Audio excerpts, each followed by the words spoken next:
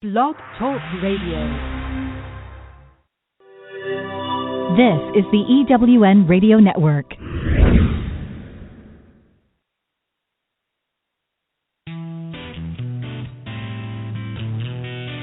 Welcome to Thriving Entrepreneur with your host, Steve Kidd, third-generation minister and business coach. Join Steve and his guests to get answers to your questions and help break through to the next level in your business. Hi, this is Steve. Welcome to another exciting episode of Thriving Entrepreneur. Today, we get to talk about something that's fun for me and often terrifying for other people that I'm talking to, sales. Well, let me ask you, do you love it? Do you hate it? Do you avoid it? Are you like a lot of people who even just the word sales sets off an emotional tornado within you? It's really interesting how the fear or even the hatred of sales is so common amongst entrepreneurs. Though selling is one of the most central themes that we need in our business, we've got to get customers in order to be able to have our business. Why is it that selling is so hard? And why is it that so many business owners would list selling or sales actions as the number one thing that they dislike the most about their business? Now, some of you know, I have been selling literally since I was 5 years old. I went door to door selling cards and napkins as a very, very small child and have been selling ever since then. So some of these things I actually had to learn as an adult to identify with you why it was that you had those things. And we've developed some really great ways to help you be able to reframe sales. And I am joined today by Jessica Riverson, the owner of Permission to Charge Headquarters, a place where you can learn how to own how to get what you're worth and how to sell your expertise with Sell. We're going to be talking today about the selling, and we're going to hopefully release you from some of the things that have been holding your business back so that you can learn how to overcome that fear and turn what has been a problem into a possibility in your life. So join me in welcoming Jessica Riverson. Hi, Jessica. Hey, Steve. Thank you for having me.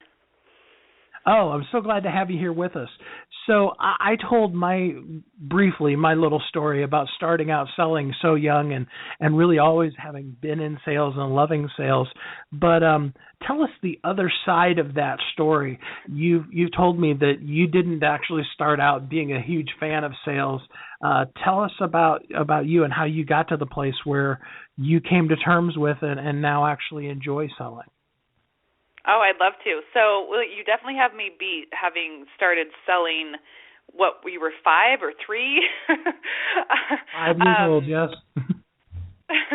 But, I actually did start selling at a young age, so we do have that in common. I think I had a lemonade stand or something when I was like 7. And, Girl Scout cookies, one of the top seller in my Girl Scout troop. So as much as sales have been uncomfortable for me, I think I've always just been an entrepreneur. So, but with sales, it's an interesting thing about, being an entrepreneur because one of the things I always like to talk about is what I call the rude awakening. And what happens is we get really excited to start a business. And so we do everything. We get the business license. We do our marketing. We do our branding, and we get everything ready. And then all of a sudden it hits us. Oh my God, I'm now a salesperson, and it's such a rude awakening for people because typically when you're starting out a business, I think at least the kind of clients that I work with, and probably people that you attract and work with too, is you come up with something you're passionate about, and you're like, okay, I want to do this as a business. I want to make money, but you're not necessarily thinking once you do all those business building things and get everything in place, you're not going, okay, great, now I'm a salesperson. But you are, when you start a business, that's exactly what you become. You become the salesperson for your company, and I think most people, it doesn't dawn on them at first until they realize, oh, now I got to make sales. And it's really hard to overcome that. And I remember when I started my first business, which is a tutoring franchise, one of the things that really stood in my way, not so overtly as selling, because like I said, I had some experience with selling previously, but it was more all of the things about sales that come up. For example, the money stuff, right? Like, charging people whatever price I created, that part was really hard for me. So I find there's a lot of things about selling that stand in our way. For example, if you have any money mindset things that you're projecting onto your clients, like I used to do, they would call me and say, well, what are your prices? And I would get really scared and I would kind of squeak out my prices.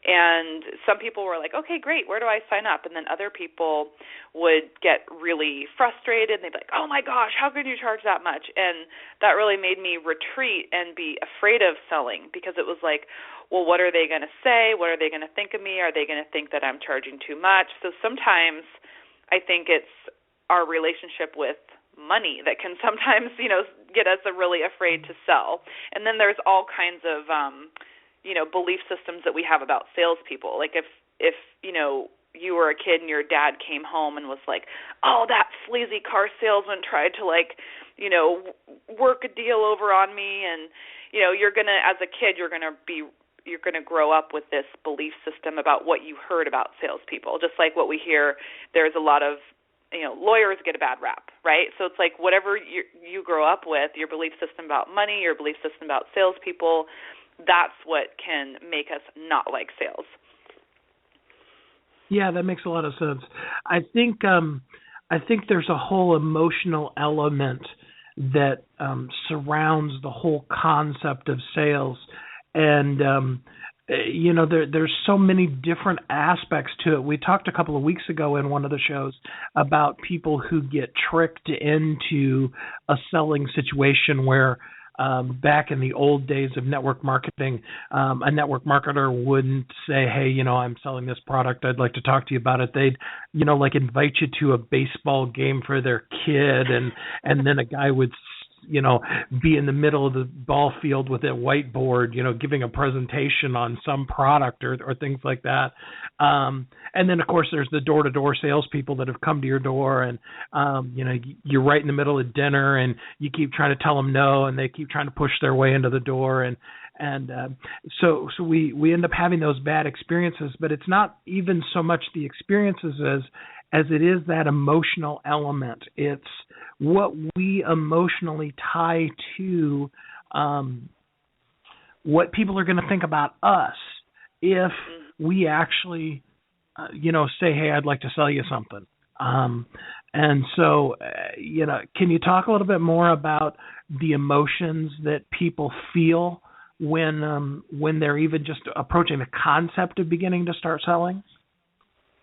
Absolutely. I have a great example of, like you said, there's so many emotions. I think that it really does come down to that belief system. So the example you gave is perfect, because if you had that experience, you have a really negative emotion related to that particular experience. And so I was actually listening to Derek Halpern the other day, and he made this really great point of, if you've ever heard this saying, like, oh, he or she could sell ice to Eskimos. And it's one of those things where if you can sell ice to an Eskimo, well, they don't need ice, right? Like, they don't need ice. They have it in abundance. And so it really speaks to that manipulative type of sales that you were talking about, where you might be a really good salesperson and you might be able to use kind of tap into someone's vulnerability and in essence convince them in a way of what it is that you're selling, even if they don't need it. And so I think we're afraid of being in that category, of being the type of salesperson that is somehow being manipulative, and it's with any industry, right? Like I mentioned, lawyers. Sometimes lawyers have a bad rap because people say certain things about them, and people say certain things about salespeople. And so, if you're really good at sales, a lot of times people don't necessarily say nice things about you. It's like, oh, yeah, he could sell ice to Eskimos. And it's not really a compliment, because you want to be known as someone who's in sales who actually cares about people and offers things that benefit them. So Derek gave this really great example of, what if it's about understanding what an Eskimo might really need, right? Like, okay, they're cold. So, if someone's really cold and you can show them how you have this jacket that can make them really warm, then you're doing them a real service. You're not manipulating them. And so I think the emotion behind selling for some people is like, well, I don't want to be that person that's manipulating people. They automatically take the word selling or sales and connect it with some type of manipulation. And so, but if you look up the word manipulate, there's a positive definition and then there's a negative definition. And the positive one is just to, skillfully influence someone. And that's something that if you have a good intention and you've understood what their problem is and you have a great solution, that's, to me, it's actually a noble thing. And that's one of the things that I talk to my clients about is, can sales be a noble pursuit? And for most people at first glance, they're like, no, there's nothing noble about sales. But I think that it can be if you come from a place of truly wanting to help someone. You're clear on your value and you're clear on the problem that you solve. You're providing a warm jacket for someone who's really cold. In fact, if you don't tell them about your warm jacket, you're doing them a disservice, right? Yeah. Yeah, I mean, I think of all of the different people that I've heard over the years, and the example that comes to my mind is Zig Ziglar many, many years ago was talking about actually the person who taught him how to be really genuine as a salesperson. And he said, actually, it's my wife. By that time, Zig Ziglar was the top real estate sales professional in, I want to say it was like the Dallas or one of the Texas markets, very, very large market for real estate. And they went to buy a house because they had that kind of money at that point. And they sat down and agreed on what they were going to do for their budget, on what they could look at, what price range of houses. And then she says to him, well, what if we find something that we really, really love? How much more could we spend? And he's like, okay, well, and they talked a little bit more about places that they could cut back and things that they could do if they really found the perfect house. And then she started going out and looking while he was working, and she finds this great house, and she goes, before I tell you how much this house is, you got to look at it. And she takes him around to see the house, tells him all the great things, points out all the features, has shown him how this is where his easy chair can be, and this is the back patio, and there's the built-in grill so they can grill, and just goes through all these great benefits of the house and everything. And then she goes, there's just one little thing. You remember that top number we agreed on? Well, it's a little bit more. and he brought up the point that when it's something that we really truly want, people buy things.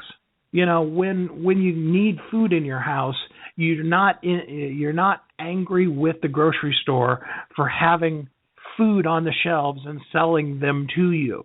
In fact, you're grateful that you don't go to the grocery store and find a bunch of empty shelves, Right. And the same thing is true with others. And so with that thought in mind, with the thought of framing our emotions in a different direction, we're going to take a little break here. And when we come back, we're going to start talking about some things that can really, truly empower you to turn sales into something that you don't loathe, but you actually love. We'll be back in just a couple of minutes. Hi, I'm Sandra Yancey, founder and CEO of eWomen Network. One of my mottos for business owners is, you can't do it alone. Whether you're in the startup stage of your business or you're scaling, you can't grow without relationships to provide support, wisdom, and new customers. eWomen Network is your home to connect with other women entrepreneurs who have been where you are or are experiencing the same challenges. We have chapters across the U.S. and Canada that have monthly events featuring our trademarked process called Accelerated Networking to ensure you get the contacts, resources, and leads you need to grow your business. And once you become a member, you get many benefits, including 2 one-on-one coaching sessions, unlimited access to our membership database, your own personal profile page, and discounts on products and services with our business partners such as UPS and American Express Open. Join the eWomen Network community and let us help you live your dream. For details, visit ewomennetwork.com. Hi, this is Steve Kidd, the host of Thriving Entrepreneur. I want you to know you are uniquely brilliant, created for a purpose. The world needs you, and we want to help. I work with my wife, Kathy, and together we form the business development super team, Thrive Business Development. We are here to provide you with well-researched business strategies and empowered step-by-step courageous coaching to help you avoid overwhelm and break through to the next level of your business. Just for listening to the show, we want to give you a free gift. All you have to do is email Steve at wehelpyouthrive.com. We will help you get a free gift and access to specials from all of our guests. That's Steve at wehelpyouthrive.com. Let us help you be a thriving entrepreneur today. Welcome back to Thriving Entrepreneur. Hi, this is Steve. I'm here with Jessica, and we are talking about turning your fear of hatred or dislike of sales into something that you love. We were talking in the last segment about the emotions that surround how you feel about sales before you ever even get into it. And we're going to jump back more into that. But we have something exciting that's happened here. I have a gentleman named Joe that's on the line with us. He actually called in, and he'd like to share a perspective from his point of view of something you could do to empower yourself with selling. Hi, Joe. Hey. Is your particular topic having to do with entrepreneurs or salespeople?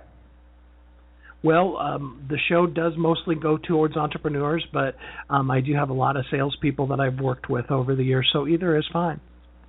Okay. What I meant was this particular topic, was it about transforming the entrepreneur's fear of selling, or was it about the normal salesman? Because I can answer primarily for the normal salesman. Yeah, the entrepreneur's fear of selling. Oh, the entrepreneurs. Okay. Yeah. Well, then I'll give them the advice that I would give my salesman. I would tell them pick up a book.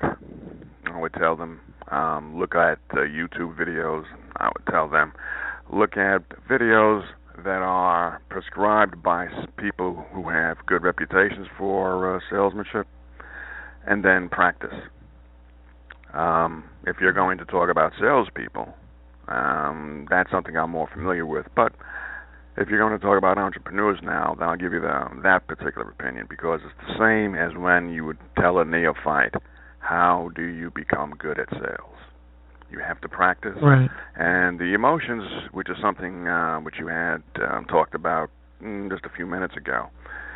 The reason why entrepreneurs, I presume, and the reason why salespeople, when they start out, have this fear or loathing of sales is because they get rejected very, very often. And they don't have good training. So, unfortunately, the entrepreneur doesn't have somebody to train him unless unless he's already hired a sales force. Then he can talk to the director of marketing or the sales manager and maybe take private lessons after work or something like that. But I presume the entrepreneur you talk. Huh? That's a great point, actually, because entrepreneurs, they don't have their sales director. Who are they going to go to, right? Exactly. If you have a business coach, great. But if you don't, who do you get that training from? That's a brilliant point.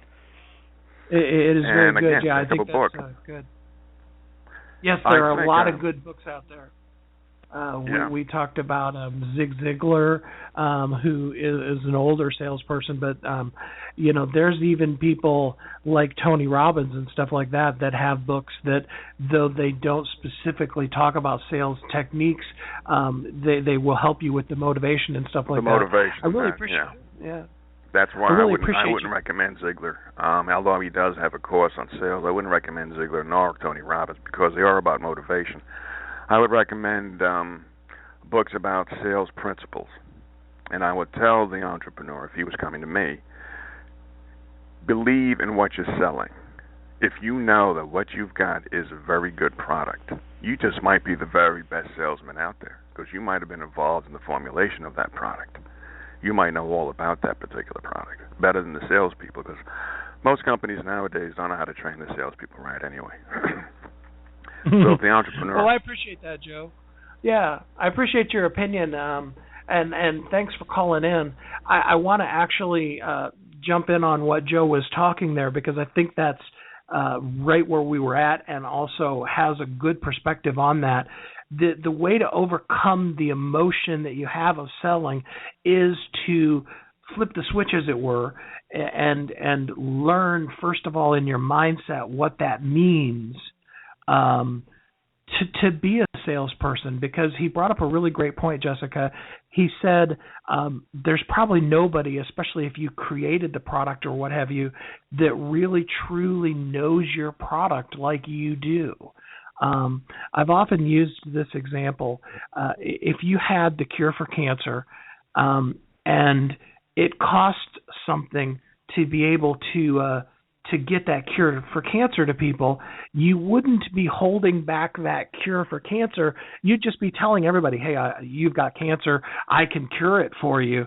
And if there was a price associated with it, the price would be very secondary, because what you'd want to do is you'd want to share with those people what you have, because you know that it's that important to their life. And although I don't know that we have any of us that are actually curing incurable diseases, we are removing cancers from people's lives. We are helping them with weight loss, with their emotions, with their accounting, all those different kind of things. And so if we turn that selling into sharing, we can actually find power within ourselves. What kind of things have you found empower you when it comes to selling, Jessica? That's a great question. So for me, I mean, with my background as a money coach, I'm always going to come from that standpoint because I just have so much experience with that, and that was one of the things that really stumped me, is working through my relationship with money was something that took at least a chunk of the fear away, because a lot of times if you haven't worked through your money stuff, then you're going to often come from the place that a lot of my clients do initially of I don't want to ask people for money.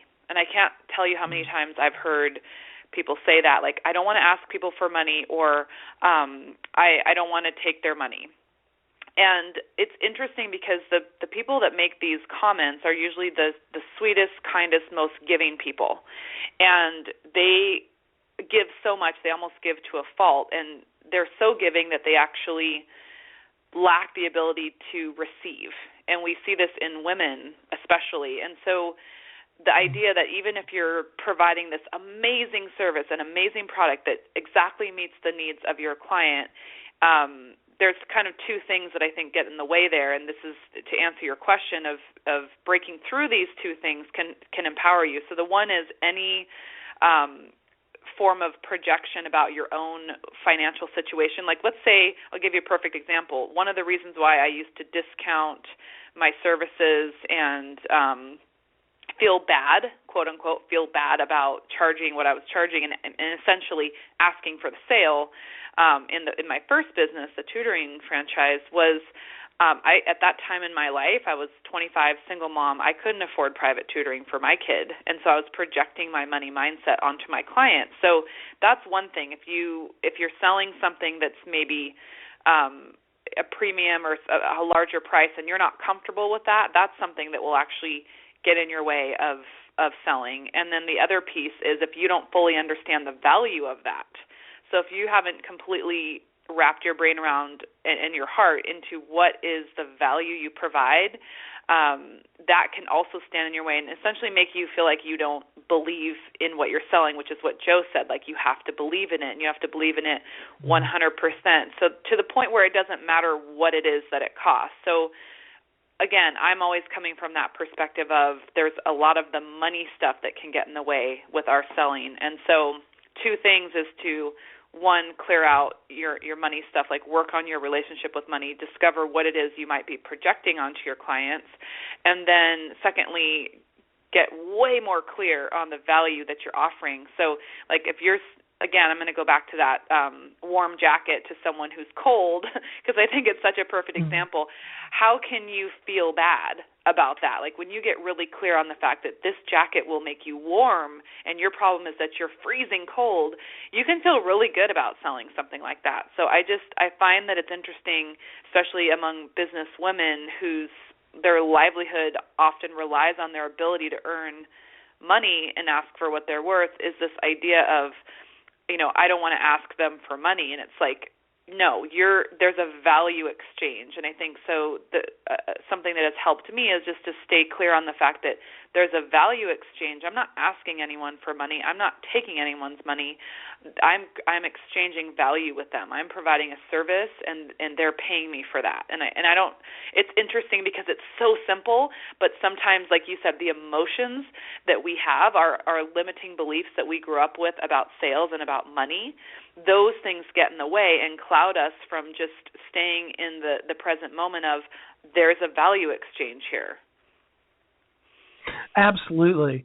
I think it's so easy to have had a bad experience, and we've all had them, whether it's with salespeople or without, but to have a bad experience where you are the customer in a sales perspective and to transform the emotion that you're having in that experience into the assumption that you expect everybody is going to have when you're presenting them with something. And the truth of the matter is that that's not true. On the one hand, we've all been in the retail situation where the particular salesperson at the store was not having a good day, or they just weren't a good person. I don't know. I don't know them, so who knows? But where we've actually walked out of a store because we just weren't treated well. We've all had that experience, but the reality is that that's the smallest part of our buying experience as people. We go to I said before, the grocery store. We go to that every day, every week, every month. We buy clothing, we buy things for our kids for school. There are so many buying experiences that we have every day that we don't even think about. We have no emotion about, or we even have positive experiences. Often people will come back and they'll say, that clerk at the store was just so nice, and we had this really nice conversation. And yet we don't internalize that and say, hey, I could be that person that's a light in somebody's day. How many times have we been having a rough day where you have to rush through a store and you get to the checkout and the person's just really nice and it brightens up your whole entire day because of that good encounter that you have with somebody? I think that we have to start there from the emotions. We have to be real with. And lastly, you talked about money, Jessica. I couldn't agree more. We almost always can afford anything that we want to prioritize affording. There are some things that we shouldn't buy that it's not so much a matter of whether we do or don't have the amount to pay the payment for it. It's just not smart financially to have done. But the truth of the matter is that I don't know if I've ever really found anybody that when they found something that they wanted or needed truly, that they didn't find a way to come up with the money or find a solution that they found that problem met for them.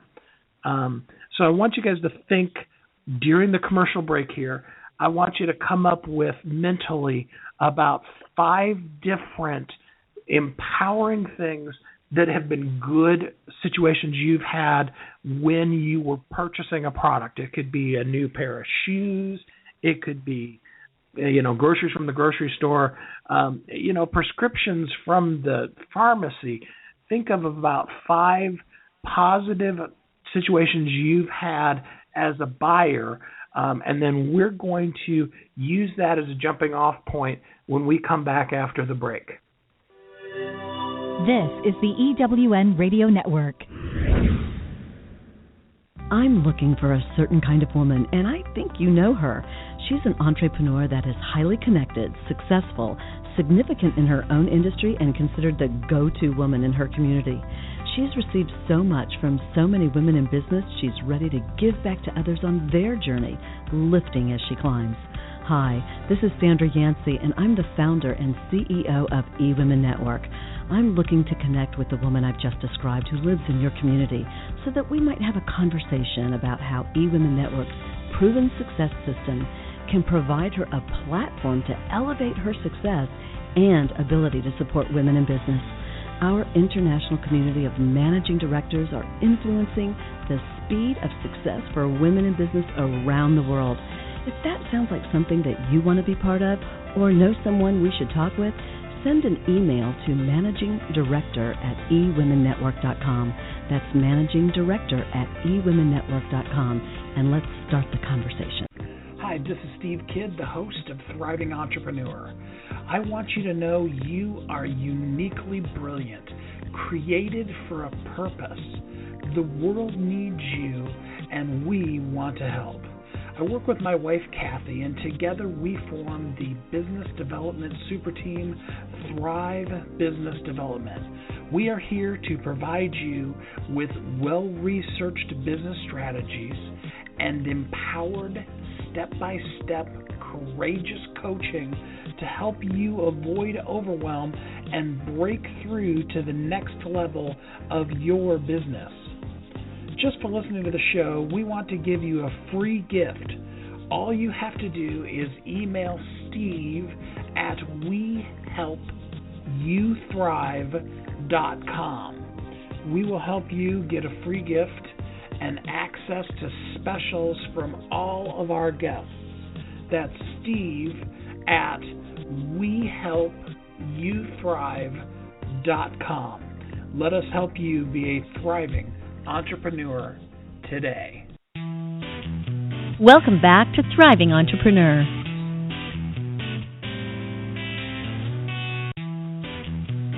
Thanks for joining us here on Thriving Entrepreneur. This is Steve Kidd. I'm joined with Jessica Riverson, and we've been talking about the fear or even the hatred of selling. In the last segment, we were talking about the emotions that you have and that surround your ability to sell, and we wanted to help you begin to reframe that into positive thoughts. Positive experiences with money that Jessica brought up, the great things to get a good positive relationship around money, and also begin to realize that what you have to offer the world needs. I'm always telling you guys, you are uniquely brilliant, created for a purpose. You're not just an accident that happened here on the planet. You actually are here on purpose, and what you have to share the world needs. The world needs you. You're put here to be you and to fulfill that space. And so when it comes a time that you need to ask people for the sale, when you need to say, hey, this is going to cost such and such, and I'd really like to work with you on that, that you can go into that with grace and ease because you know that what you're offering the people is you fulfilling your best destiny and is good for them. Like Jessica said, it's like selling a jacket to a freezing cold Eskimo. So we want to really give you permission. And Jessica, if you talk a little bit more about that, the whole concept of the fact that there is a spiritual, internal kind of component that comes along with that is really truly part of selling. It's that understanding that you're fulfilling your true identity when you allow people the opportunity to have your product. Can you talk in detail about that a little bit? Absolutely. I remember I was giving a talk to a group of entrepreneurs, and a woman came up after me, and she kind of leaned in and she said, I always used to think that if it has to do with money, it can't be spiritual. And so in my business, working with so many coaches and especially women, I know you guys work with women a lot in your Thrive Academy, and there's so much of that. Is this not spiritual? If I really want to help people, then it shouldn't involve money. And if I'm a spiritual person, it shouldn't involve money. And so I love to reframe that. And like you just said, is like we are here for a purpose. And if you believe in your product or service and you're very clear on why and how it solves their problem, which I think if we pull this even back farther, understanding your target market and being really clear on what their problems are and coming up with a solution that they automatically recognize, that's another piece that has to be in play here. And if those pieces are in place, then you can feel really good about the fact that you are helping people by providing a service that they need. And sometimes people will say to me, like, well, I don't really, need a lot of money. And I'm like, okay, great. You don't need a lot of money, but you know what? All those people that you want to help and those, the nonprofit you want to create and the charities you want to donate to, they need a lot of money.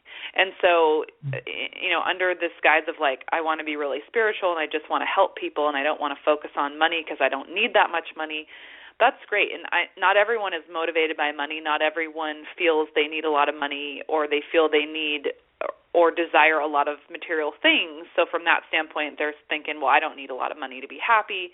Great. But the people that they want to help, they do need money. And so the thing is, if we come at it from the idea that, if I generate lots of money, I will actually be able to help more people. And I love giving the example of the church my husband and I go to. I helped them locate the space that they're in, and so I know exactly how much the rent is because I was there for the signing of the lease and everything, and it's about $1,200 a month. It's a really small place, but I know that sometimes the pastor has to pay that by himself, like literally out of his pocket. And so, if you think about wanting to be spiritual and actually invest in things that have a spiritual resonance for you, it's definitely something that is a noble pursuit to actually go out in the world, provide a great service or product that helps a lot of people, and collect your payment for that. And then in turn, you can do more of the things that matter to you. You can actually end up helping more people, right? So I think that is a huge mindset shift, is recognizing that being broke isn't going to help you help more people. Absolutely. It's going to be harder for you to help more people when you are in a lack mentality, when you're wondering how to pay your bills, especially if you provide a service like any type of coaching or anything in the healing type of field. If you're coming from a place of wondering how you're going to pay your next bill or whatnot, it's going to be really hard to be of service. Like talk about in the personal services type of any one-to-one service, doesn't matter what it is, you've got to be financially, fulfilled and spiritually fulfilled to be able to then go help other people. So I think that's the biggest thing with people that are in businesses where they truly they started the business because they want to help people. Love that, and I'm the same person. Both my businesses help other people, and so we have to recognize that by your being broke isn't helping anyone. Absolutely. I mean, to put on my third generation minister hat, it says it at the beginning of every one of the shows, so it's not like I'm hiding it from anybody. the feeding of the 5,000, regardless of where you're coming from in your own particular religious viewpoint, in the Bible it talks about the feeding of the 5,000. There's an interesting line in there that doesn't get talked about very much. The disciples come to Jesus and they say, all of these people, it's getting late, they need to eat. And Jesus looks at them and says, well, feed them. And they're like, but Master, that would cost a year's wages. They don't say, we don't have the money, we can't afford that, we don't have any food. They just simply are saying to Jesus, this is how much it would cost us out of the budget. And Jesus says, well, go do it then. We tend to, from a spiritual standpoint, feel like it makes us better people if we are giving and are broke for doing it. If you can really tell if a pastor's a good pastor because his kids are wearing hand-me-downs, kind of a mentality, there is so much of that judgment that goes on, and especially in a church, like, oh, well, he shouldn't be driving that car, or they shouldn't have this, and it's like, really? They're not allowed to thrive financially? Yeah. I mean, really, those should be the people that should be the thriving example of thriving lifestyle, is the man and woman, the family that has dedicated their lives to the advancement of other people's lives.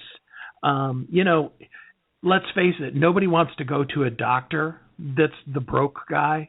Nobody wants their doctor to be the guy that just barely graduated medical school. You want to have your surgeon be the top in his class from, Cornell or Harvard or someplace like that. Well, it's the wounded healer thing, right? It's like the wounded healer. Yeah. If you're out trying, I see this a lot in coaches. It's like you want to help people with success, and you've got to make sure you have your foundation set up. And I started that way with really struggling, and fortunately I already had another business, so I had something successful going on. But a lot of times, when you're starting out with a business like that, it's you got to get your own financial ducks in a row first, so that you actually have a well that you can draw from, and you're not just showing up empty.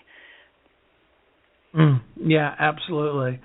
It's very important that you get your thoughts on money right, that you give yourself permission to share what you have with others, and to really frame it in your mind. I'm sharing what I've got with other people who are in need. Find a need and meet it. I mean, that's ultimately what we do as entrepreneurs. You find a need and you find a way to meet that need, and then charge what you're worth. I've said it before. I'm going to say it again until you guys get sick of hearing it, and then I'm going to probably say it again. That's what my kids would tell you. Is the true definition of humility is not somebody that's self-evasive, that's self-loathing. True humility is a person who has a right perspective of themselves. And I'm here to tell you, you are awesome. But you need to own that. Own the fact. You need to look yourself in the mirror. You need to stand up during the commercial break, and you need to shout at the top of your voice, I am awesome. Let the world know it. And then give the world an opportunity to share in your sharing of your awesomeness. Now, we do need to go to another break here. I wish we didn't, but we'll be back in just a couple of minutes. I'm looking for a certain kind of woman, and I think you know her. She's an entrepreneur that is highly connected, successful, significant in her own industry, and considered the go-to woman in her community. She's received so much from so many women in business, she's ready to give back to others on their journey, lifting as she climbs. Hi, this is Sandra Yancey, and I'm the founder and CEO of eWomen Network. I'm looking to connect with the woman I've just described who lives in your community so that we might have a conversation about how eWomen Network's proven success system can provide her a platform to elevate her success and ability to support women in business. Our international community of managing directors are influencing the speed of success for women in business around the world. If that sounds like something that you want to be part of or know someone we should talk with, send an email to managingdirector@ewomennetwork.com. That's Managing Director at eWomenNetwork.com. Hi, this is Steve Kidd, the host of Thriving Entrepreneur. I want you to know you are uniquely brilliant, created for a purpose. The world needs you, and we want to help. I work with my wife, Kathy, and together we form the business development super team, Thrive Business Development. We are here to provide you with well-researched business strategies and empowered, step-by-step, courageous coaching to help you avoid overwhelm and break through to the next level of your business. Just for listening to the show, we want to give you a free gift. All you have to do is email Steve at wehelpyouthrive.com. We will help you get a free gift and access to specials from all of our guests. That's Steve at wehelpyouthrive.com. Let us help you be a thriving entrepreneur today. Welcome back to Thriving Entrepreneur. Hi, this is Steve. Jessica and I have been talking to you about how to turn your fear or even hatred of sales into something you love. And we've had some really great things that have come up today. I wish we could go on for about 4 or 5 hours. I always say this, but, we are getting close to the end. Jessica, before we do anything else, I know there are some people who you've sparked some things in them and would like an opportunity to have a further discussion with you and maybe work with you. So let me give you an opportunity to sell. Tell us how people could work with you. Great. Thanks, Steve. So I'll give 2 options. Love to give options. So number 1 is to go to my website, which is jessicariverson.com. And right on the top of the page, if you look closely, there's a space for you to put your name and email. And when you put your name and email there, you will receive my permission to charge quiz. And this quiz will give you a snapshot of where you're at in your business in regards to owning your worth, in regards to packaging and pricing your expertise, and then in regards to your sales consultation or your enrollment process. So that will be a great quiz for you to take and give yourself a snapshot on where you need to focus. And then when you get that, you also get another training call, which is 3 secrets for even smart entrepreneurs to own their worth, package their expertise, and learn to sell with soul. And that's going to give you some more specific tips on how to create premium programs and convert more consultations. So please get those 2 free gifts. And if you really want to talk to me, you can go to permissiontocharge.com and fill out your name and email, and then you'll get a longer form to give me some more information about you, and then we'll get on the phone from there. So 2 ways to interact with me. JessicaRiverson.com and permissiontocharge.com. I hope a bunch of you will check that out. I think there's some really great things that Jessica can share into your life. I think now is the time we want to leave you with some really good tips on how to be able to start right now into embracing selling and boost your sales. And I'm going to actually, Joe gave us a really great tip, and I want to repeat it. Practice, drill, rehearse. It's amazing how much impact saying something out loud, even if it's in a mirror, but even better yet to your spouse or a friend or something, just doing the pitch, doing it over and over and over and over again until you can really say it comfortably, how empowering that can be in the emotional element that you have in, what if I say something dumb feeling, So Jessica, what about you? What's a couple of tips that we can leave the folks with that they could do even this week to really embrace selling and boost their sales? Okay, great. Yeah, and I do want to emphasize your point is one of the things that did help me the most is being coached and reading books and practicing. So I don't think you can master sales in a vacuum, right? So you have to actually read the books, take the trainings. One of the things I do with my clients is I talk to them before and after their consultation. So it's like, okay, I said this, they said this. Okay, here's what you need to do differently next time. So always investing in yourself in working with someone like Steve or myself is really important. But so I would say that's like number one thing that you can do is get that training. So thanks to Joe for bringing that up. But another important tip that I always like to share is to get out of ego. So one of the things that I know my clients are always afraid of is they don't want to be inauthentic. That's one of their biggest fears is that, oh my gosh, I'm just selling and people think I only want money, and they have all that fear running. So the best thing you can do is like check that at the door and recognize that if you're thinking that, if you're feeling fear, you're definitely not being authentic. You're in ego. Your ego is talking. Your ego is leading the way, and that's the very thing that you don't want to be. So actually your fear is a really great trigger for you, or a cue, that's a better word. It's a good cue for you to know, like, oh, I'm feeling fear and anxiety. That means I'm in ego. So let me say thank you, ego, but no thanks. I don't need you right now. I actually want to be present, listen to my client, and by listening, I will be able to present a solution that will work for them, such as a warm jacket helping someone who's really freezing cold, right? It's that simple. Yeah. You're helping them.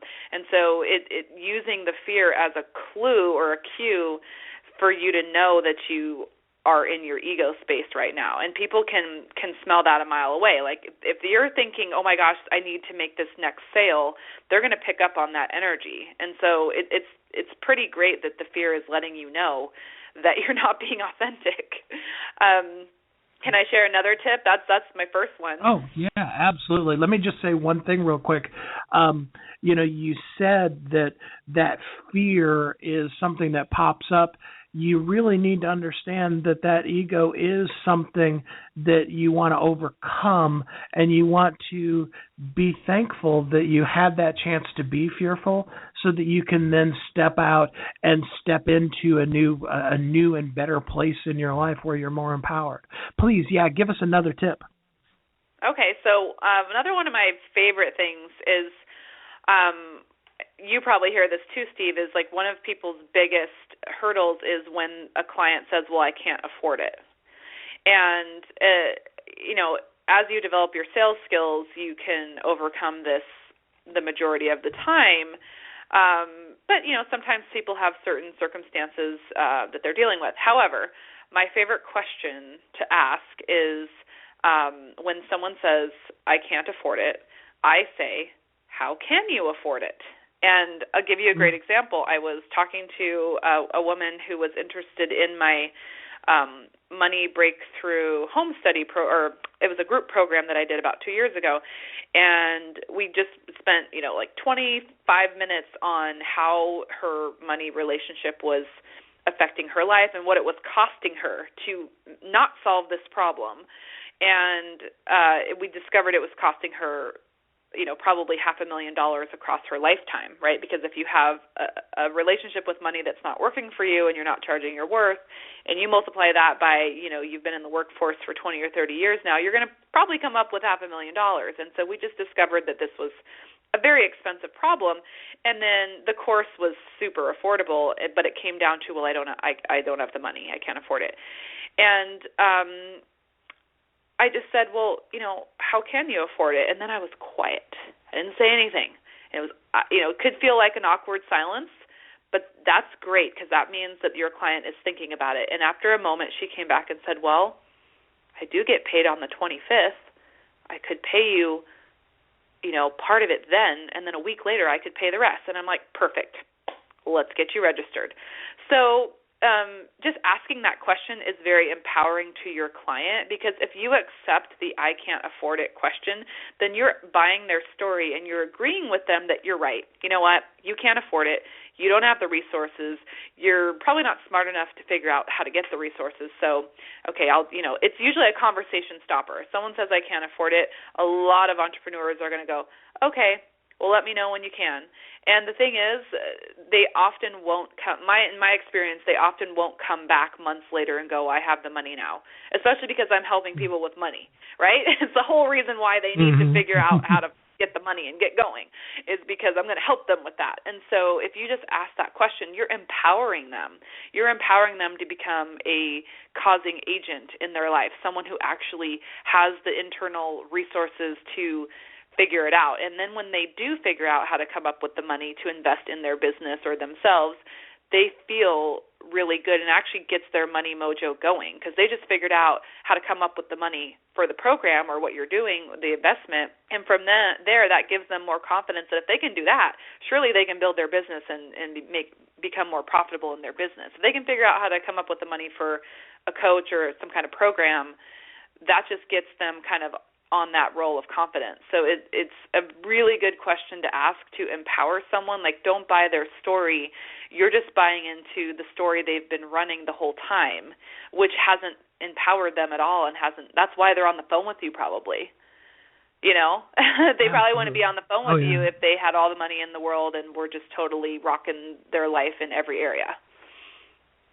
Absolutely. It's so important, as my final tip, to listen, both listening to that ego talking to you, but more importantly, to listen to your potential customer. There's an old saying, God gave us 2 ears and 1 mouth so that we listen twice as much as we talk. And often one of our negative experiences we've had with salespeople is that they won't shut up, is really the truth of it. And it'll even frustrate my wife, because I will just let a person go on and on and on and on and on and talk. And she'll like, why didn't you just interject in there? And I'm like, well, because they told me everything that I need to know in order to be able to sell it to them.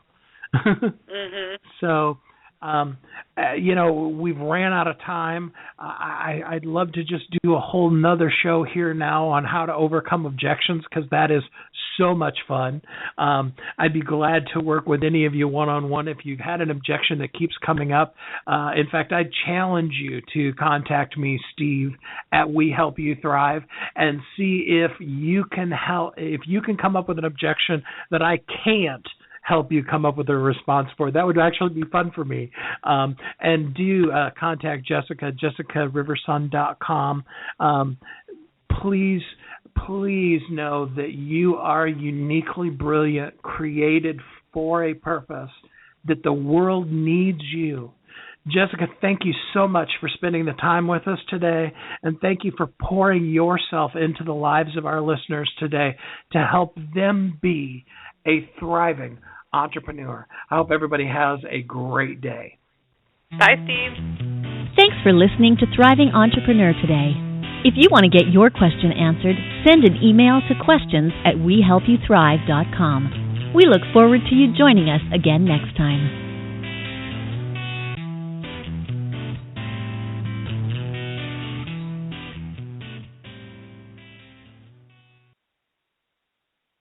Hi, this is Steve Kidd, the host of Thriving Entrepreneur.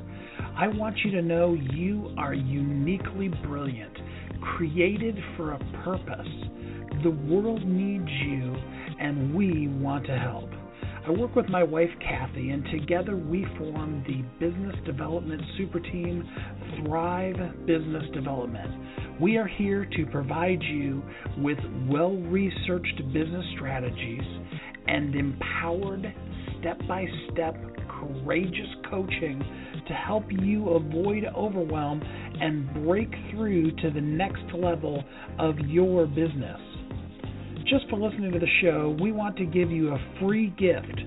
All you have to do is email Steve at wehelpyouthrive.com. We will help you get a free gift and access to specials from all of our guests. That's Steve at wehelpyouthrive.com. Let us help you be a thriving entrepreneur today.